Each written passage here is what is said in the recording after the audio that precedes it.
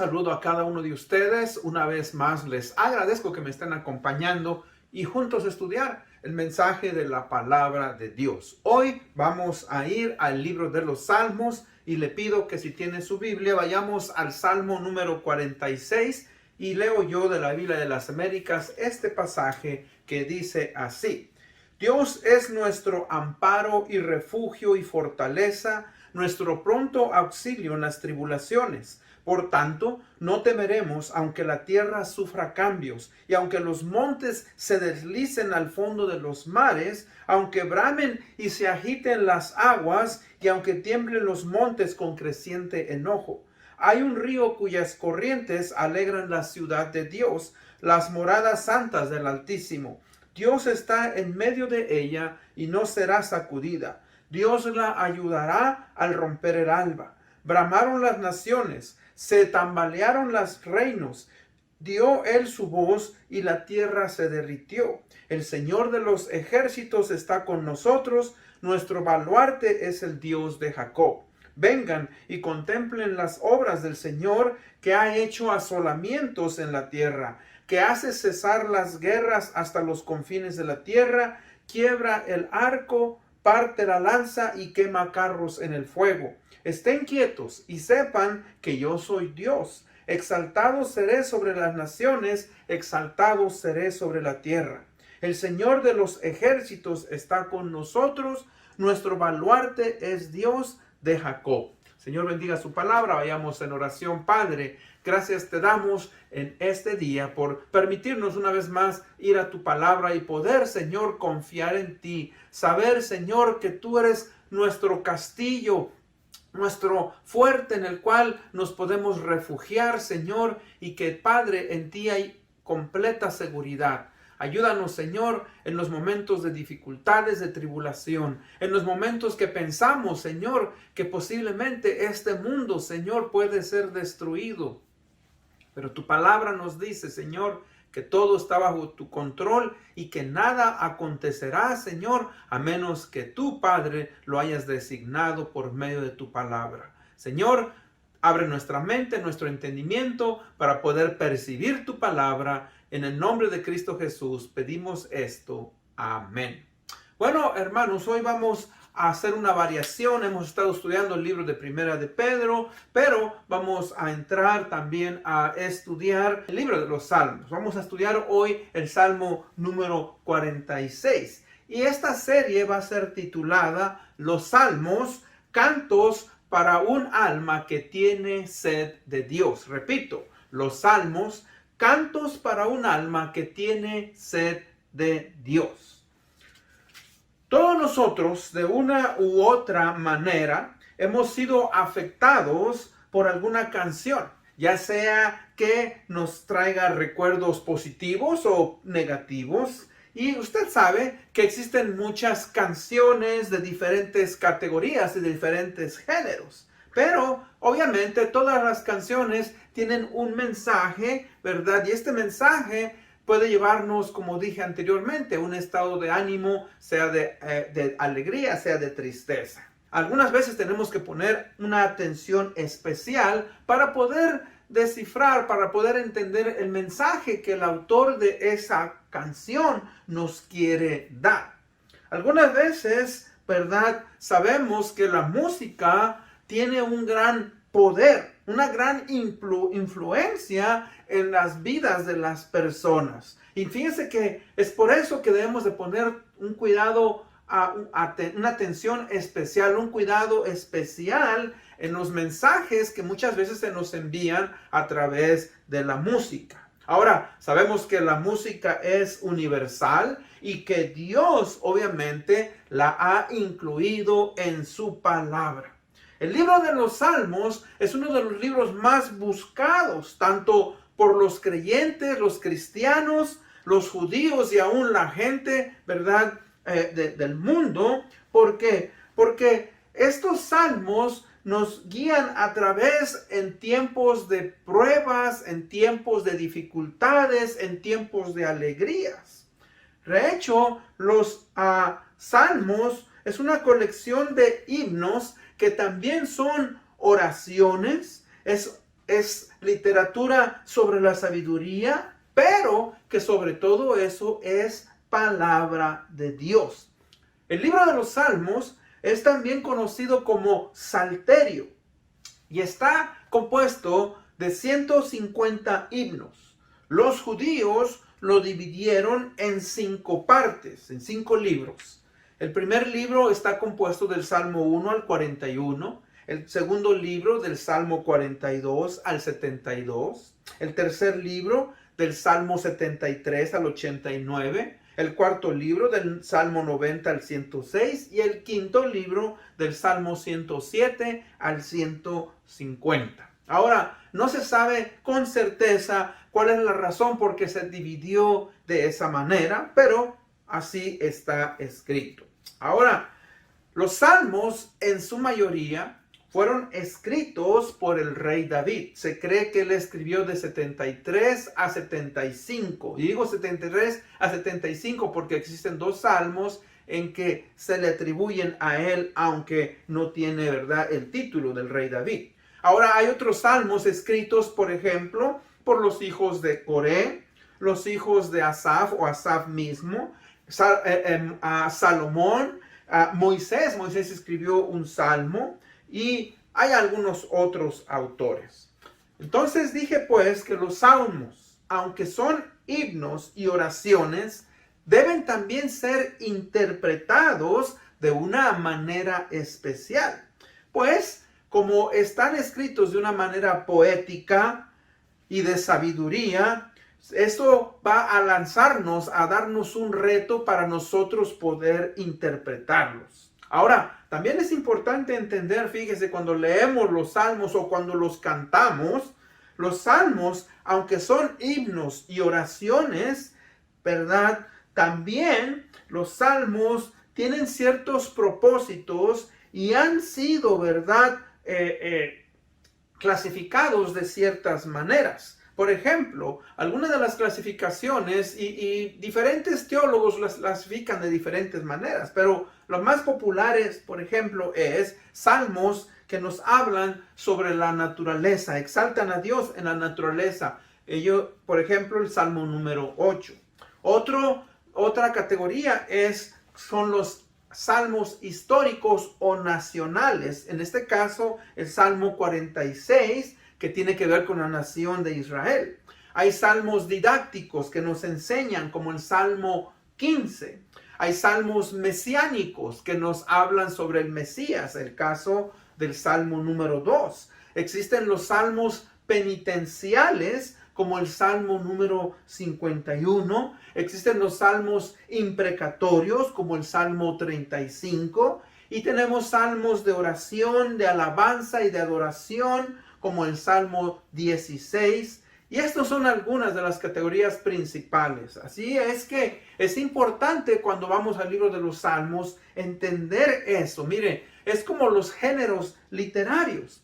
En la literatura, ¿verdad?, que está compuesta la Biblia, tenemos cuando menos 5 géneros literarios. Por ejemplo, el narrativo, el poético, tenemos la carta, tenemos el género histórico o el profético, así como también, ¿verdad?, cuando nosotros leemos un libro de la literatura general, tenemos libros de ciencia ficción, tenemos la novela, tenemos la poesía, tenemos el cuento, tenemos la fábula, tenemos libros de ciencia, libros de entretenimiento. Pues en el género literario bíblico tenemos, ¿verdad?, esas figuras. Ahora, también existen, cuando vamos a leer la palabra de Dios, y en este caso cuando leemos los salmos, existen muchas figuras del lenguaje. Las figuras del lenguaje son simbolismos que usamos en la comunicación.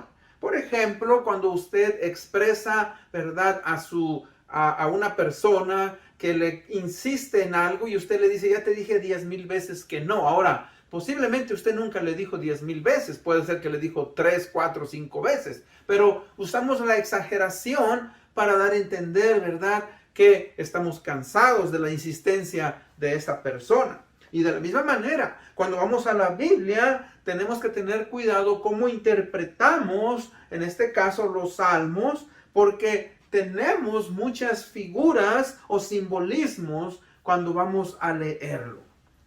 Se dice que existen más de 200 formas de lenguaje bíblico. Entre algunos de ellos, la más común, por ejemplo, es la metáfora. Pero existe la parábola, existe el símil, la alegoría, la hipérbole, el antropomorfismo, la comparación, el paralelismo, o sea, muchas figuras en que nosotros tenemos, ¿verdad?, que entender y aplicar la palabra de Dios. Así es que vamos pues a ir al libro de los Salmos. Hoy vamos a estudiar uno de los salmos, ¿verdad?, sobre el tema de las pruebas y calamidades nacionales de la nación de Israel o de cualquier otra nación. En este caso se nos habla de la nación de Israel. El Salmo 46 lleva al creyente, al oyente, ¿verdad?, a ver la suficiencia y la capacidad de Dios para enfrentar las amenazas tanto de la naturaleza o de las naciones vecinas. En este caso, Israel, ¿verdad?, estaba en una área desértica y pues tenía ciertas catástrofes como terremotos, como hambres, como temblores y otras cosas. Y también tenía a naciones vecinas que constantemente estaban, ¿verdad?, atacándoles. Y usted puede ver eso en la palabra de Dios, cómo vino Babilonia, ¿verdad?, y se llevó cautivo por 70 años a la nación de Israel. Cómo vinieron los asirios, cómo vinieron, ¿verdad?, los moabitas, cómo vinieron los egipcios, etcétera, etcétera. Ahora, en este salmo,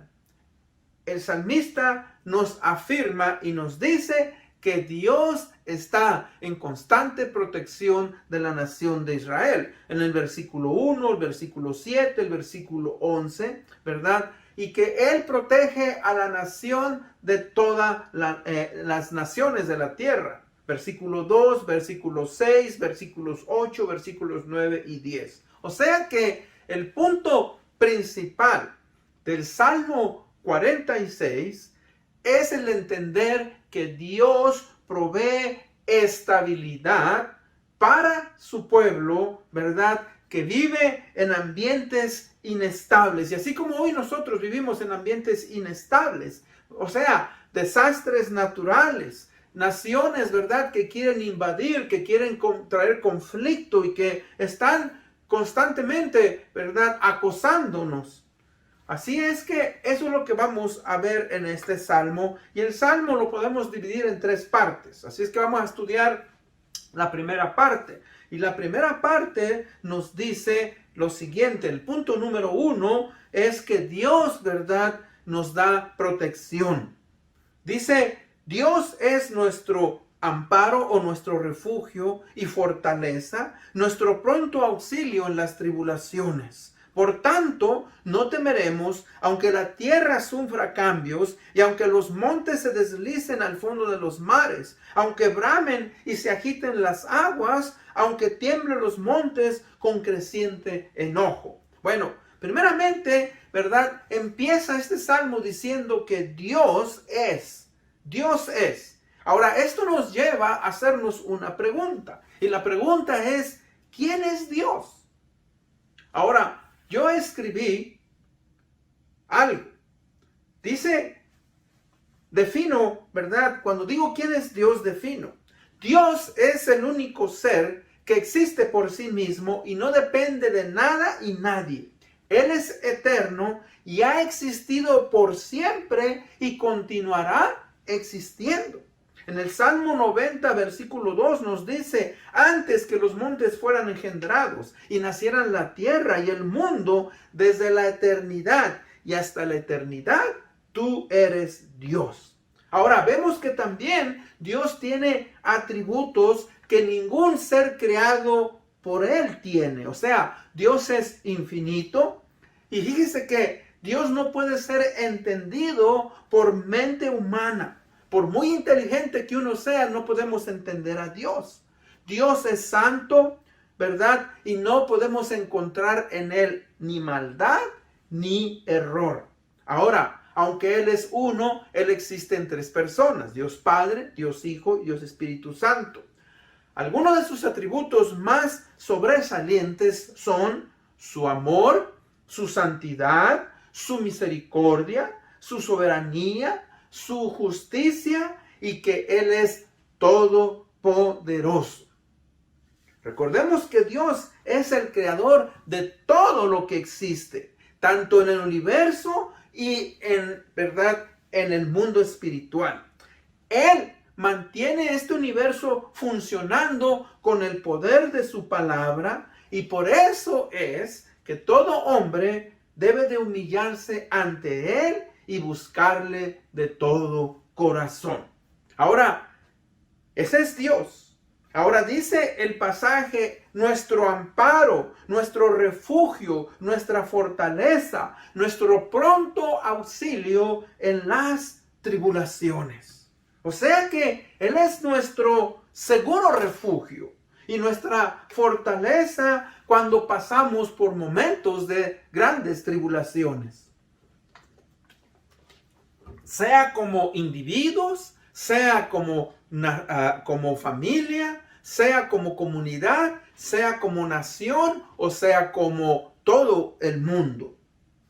Si usted recuerda, hemos estado estudiando el libro de Primera de Pedro y vimos que los creyentes estaban pasando por pruebas y persecución, pero ellos pudieron seguir adelante porque confiaron en el poder de nuestro gran Dios. En un evento histórico se nos dice, ¿verdad?, que Martín Lutero, cuando estuvo en persecución y en angustia, porque él, ¿verdad?, se rebeló ante la Iglesia Católica Romana y clavó sus 95 tesis en la Universidad de Wittenberg, ¿verdad?, en el año de 1517 aproximadamente, ¿verdad? Ahora, la Iglesia Católica Romana lo persiguió. Ahora, Martín Lutero se refugió en un castillo o una fortaleza, y fíjese que por medio de este salmo él llegó a tener varias conclusiones. Un teólogo dice que él dijo lo siguiente: cantemos en concierto el Salmo 46 y después dejen que el diablo intente lo peor. Y mientras él estuvo refugiado en ese lugar, de ahí vino su inspiración para componer uno de los himnos más famosos en el cristianismo, que se llama Castillo fuerte es nuestro Dios. Dice que su inspiración vino pues al poner su confianza en Dios a través de la lectura y de la inspiración de la palabra de Dios de este salmo. Y sabe usted que nosotros de la misma manera hemos pasado y pasaremos por pruebas y dificultades, y debemos de confiar y poner en práctica este salmo y su teología, porque eso es lo que dice. Por tanto, fíjese que concluye: no temeremos, aunque la tierra sufra cambios, y aunque los montes se deslicen al fondo de los mares, aunque bramen y se agiten las aguas, aunque tiemblen los montes con creciente enojo. O sea que en estos dos pasajes que estamos viendo, se nos habla de ciertos desastres naturales que posiblemente el escritor, ¿verdad?, vio. Pudo haber sido un terremoto, pudo haber sido un huracán, un ciclón, pudo haber sido una invasión, no sé, pero específicamente se nos habla aquí de desastres naturales. Pero fíjese que a pesar de lo que estos puedan llegar a ser, no debemos de temer. ¿Por qué? Porque Dios está en control Y Él nos dice en su palabra, ¿verdad? Que todo lo que Él ha dicho a través de su palabra se va a llevar a cabo antes de que este mundo perezca. Ahora, ¿qué quiero decir con eso? Mire, déjeme hablarle de unos cuantos grandes desastres en la humanidad, ya sean naturales, sean pandemias, sean verdad de guerra, sean económicos. Por ejemplo, ¿sabía usted que la peste negra, la peste bubónica o peste negra, mató alrededor de 65 a 70 millones de personas en la Edad Media, tanto en Europa, en algunas partes de África, en algunas partes de Asia, pero mayormente en Europa? También, la Segunda Guerra Mundial mató alrededor de 10 millones de personas y destrucción en cantidad, usted sabe, de edificios y de ciudades. Ha habido grandes terremotos. El terremoto, por ejemplo, que hubo no hace mucho en Haití, mató a 316,000 personas. Y no fue un gran terremoto de gran intensidad, pero fue su duración y obviamente, pues, la debilidad de las construcciones. En el año del 2004 hubo un gran maremoto en el Océano Índico y también ahí se perdieron aproximadamente 300,000 personas. Ese sí fue un gran, ¿verdad?, terremoto que duró aproximadamente, ¿verdad?, casi 10 minutos y fue de una intensidad de 9.3, ¿verdad?, en la escala de Richter. El terremoto que aconteció en Japón, que trajo un maremoto y causó, ¿verdad?, grande destrucción en Japón y hasta una planta de energía atómica o nuclear estuvo en peligro a punto de estallar. Ahora, este terremoto fue tan fuerte que dice que movió a la isla aproximadamente 8 pies o casi 3 metros. Ahora, para nosotros es una distancia poca, pero lo que quiero decir es mover a un territorio con una extensión tan grande. Eso es algo, ¿verdad?, grandioso. Ahora, hemos tenido, como dije yo, guerras, hemos tenido tantas cosas. Fíjese que uno de los eventos que yo viví, cuando digo viví, estaba aquí en los Estados Unidos, fue el atentado del 9/11 en el World Trade Center y mató aproximadamente unas 3,000 personas y pues eso nos trajo inseguridad política, inseguridad, ¿verdad?, económica. Yo pensé que cuando todo eso estuvimos viendo en la televisión, yo sinceramente pensaba, ¿verdad?, que esto traería un colapso en la economía de los Estados Unidos y que este país vendría a la ruina. Así que hemos pasado por muchas cosas, pero repito, Dios, ¿verdad?, permanece firme. Dios sabe lo que hace. Y sabemos que a pesar de que pasemos grandes catástrofes, Dios, ¿verdad?, va a permanecer firme. Claro que han muerto miles y millones de personas, pero este mundo sigue, ¿verdad?, adelante y sabemos, ¿verdad?, que Dios tiene un plan para todas estas cosas. Por eso Él dice, aunque haya terremotos y se deslicen, ¿verdad?, a los montes al fondo de los mares, aunque se agiten las aguas y tiemblen los montes, ¿verdad?, Dios es nuestro amparo, nuestro refugio y nuestra fortaleza. Vamos ahora a la segunda parte. La segunda parte. Y en la segunda parte, punto número 2 es la eterna provisión de Dios a Jerusalén ahora y por la eternidad. Recuerden que la ciudad de Jerusalén es la ciudad del gran Dios. La ciudad de Jerusalén, ¿verdad?, es el centro en el cual, ¿verdad?, los judíos, su nación fue formada y que aún ellos están ahí. Dice el versículo 4 al 7, hay un río cuyas corrientes alegran la ciudad de Dios. Dios está en medio de ella y no será sacudida. Dios la ayudará al romper el alba. Bramaron las naciones, temblaron los reinos, dio él su voz y la tierra se derritió. El Señor de los ejércitos está con nosotros, nuestro baluarte es el Dios de Jacob. Ahora, primeramente, se nos dice pues que Dios, ¿verdad?, provee constantemente para esta ciudad.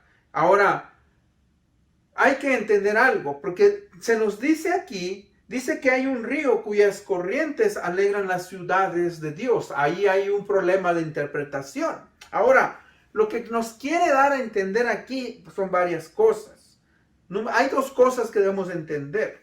O sea que el salmista nos lleva a ver que la provisión de Dios es abundante y constante como de un río.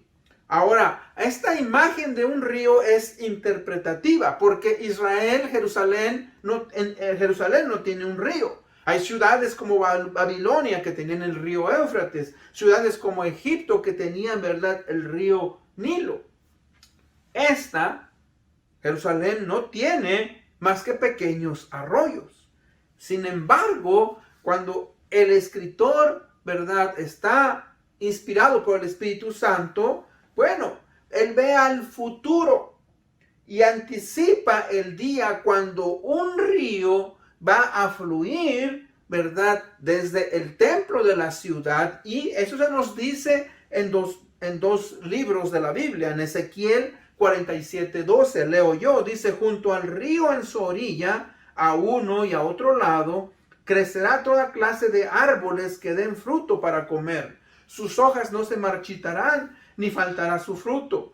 Cada mes darán fruto porque sus aguas fluyen del santuario. Su fruto será para comer y sus hojas para sanar. Y en Apocalipsis 22:1 dice: después el ángel me mostró un río de agua de vida, resplandeciente como cristal, que salía del trono de Dios y del Cordero.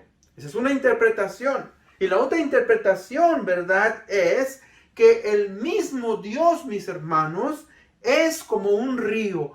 El mismo Dios es como un río que hace fluir sobre la nación de Israel sus bendiciones, sobre la ciudad del gran rey. Dios mismo está protegiendo a la ciudad. Y una prueba de ello, fíjese, es que la nación de Israel, a pesar de que fue llevada cautiva, la nación de Israel, a pesar de que fue dispersa por más de 2000 años, hasta el día de hoy volvió a renacer. En el año de 1948, la nación de Israel fue formada nuevamente y vino a existir. Y vemos cómo Dios, pues, protege. Jerusalén, ¿verdad?, es bendecida por Dios. Un autor, un teólogo dice: con Dios las aguas, ¿verdad?, de sus bendiciones son como un río de agua viva. El río, otro autor dice, el río de bendiciones de Dios que fluye constantemente y hace alegre a la ciudad de Dios. Entonces, pues, esto nos habla, fíjese, de que Dios, mis hermanos, es, ¿verdad?, quien protege, quien tiene control, no solamente de la nación de Israel, pero de todas las naciones de este mundo. Por eso dice que las naciones bramaron y los reinos, ¿verdad?, también los reinos se tambalearon, porque Dios habló y la tierra se derritió. La tierra, ¿verdad?, en cierta manera, teme a Dios cuando Dios se expresa. Y el punto número 3 nos dice, ¿verdad?, que Dios va a ser exaltado por todas las naciones de la tierra. Por eso el versículo 8 dice, vengan, contemplen las obras del Señor, que ha hecho asolamientos en la tierra, que hace cesar las guerras hasta todos los confines de la tierra. Él quiebra el arco, parte la lanza y quema los carros en el fuego. Y después dice, estén quietos y sepan que yo soy Dios. Exaltado seré entre las naciones, exaltado seré en la tierra. Ahora, fíjese que esto nos dice, un teólogo también nos dice que el hombre de Dios que se mantiene en silencio, o sea, reconoce la gloria y la grandeza de Dios, puede gloriarse en la exaltación de Dios. O sea, que Dios va a triunfar más allá de la nación de Israel y que un día Él va a traer grandes cambios a este mundo.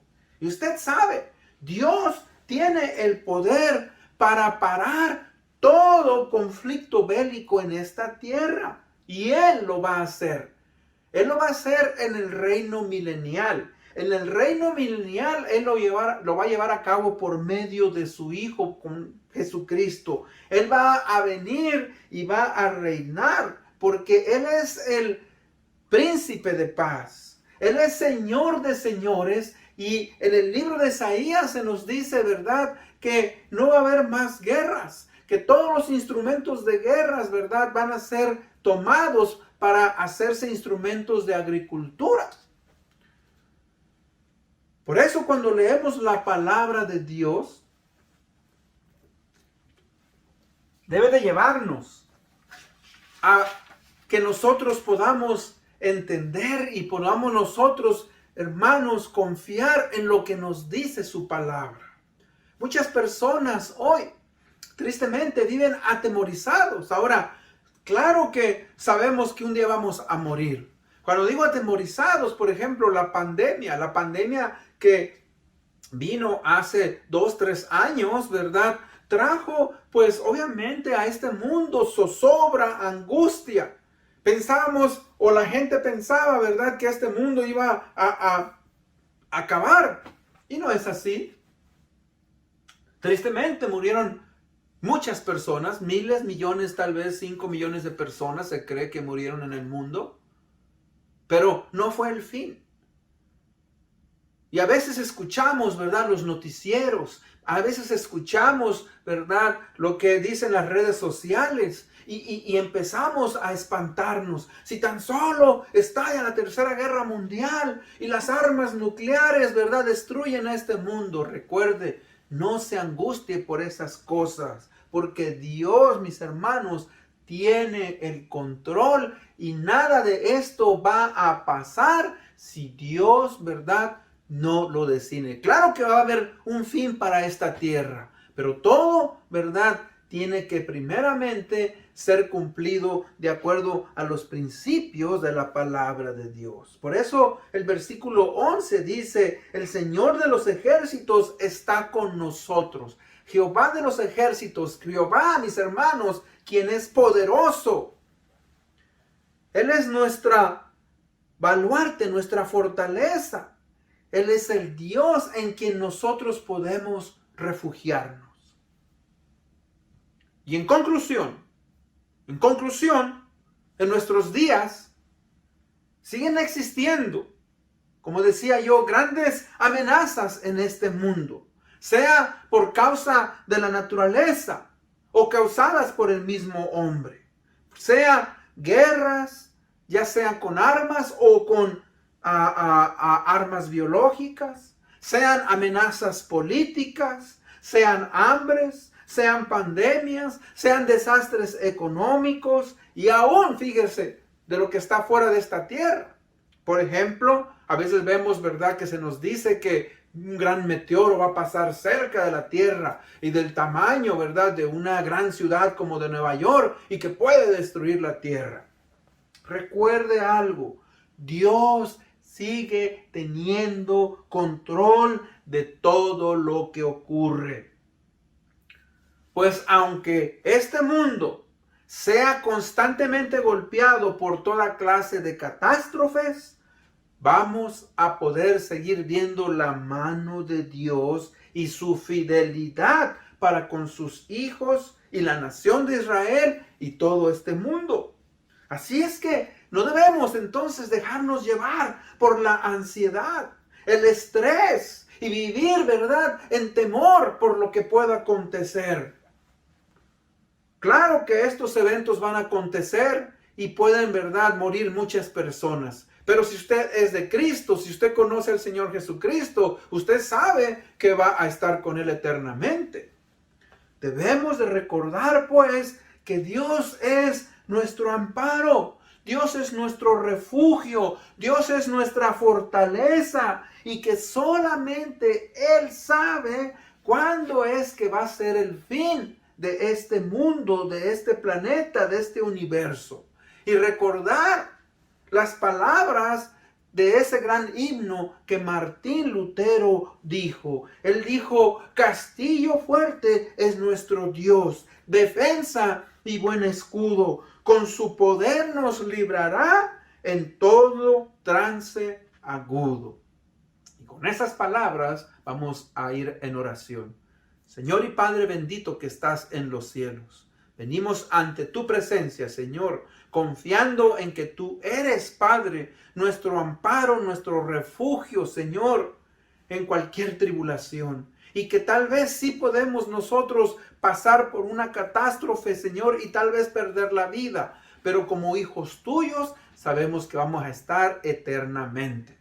Te pido por aquellos, Señor, que tal vez no han entregado su vida, que tu Espíritu Santo los guíe, Señor, a confiar en ti, en el Dios Todopoderoso. Te amamos, te honramos y te agradecemos por todo lo que tú nos has dado. Esto lo pedimos en el bendito nombre de Cristo Jesús, nuestro Señor y Salvador. Amén. Una vez más, les agradezco por haberme escuchado. Nos vemos hasta la próxima. Bendiciones.